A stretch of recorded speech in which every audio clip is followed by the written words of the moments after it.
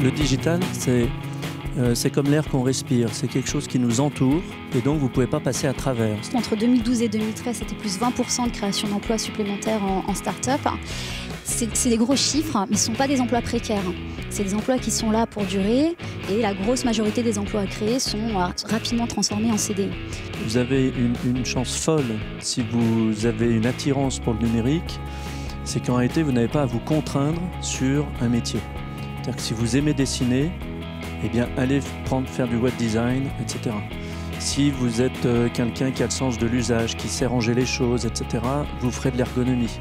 Un graphiste ne peut pas vivre tout seul, comme un développeur ne peut pas vivre tout seul, comme un chef de projet, donc tout le monde. Quand on travaille dans une entreprise, c'est une entreprise. C'est pas chacun sa petite personne. Voilà. Aussi réussir à être capable de parler à son équipe. On peut bosser avec plein de gens dans une start-up et il faut réussir à avoir un langage qui va être adapté aux développeurs, adapté au pôle créa. Même si on n'est pas un expert dans ce domaine-là, il faut être en mesure de communiquer avec toutes les cellules du projet. Mais ne cherche pas à devenir web designer chez Google. Le foot, ils s'en foutent. Tac, tac, tac. Le foot, ils s'en foutent. D'accord, ok.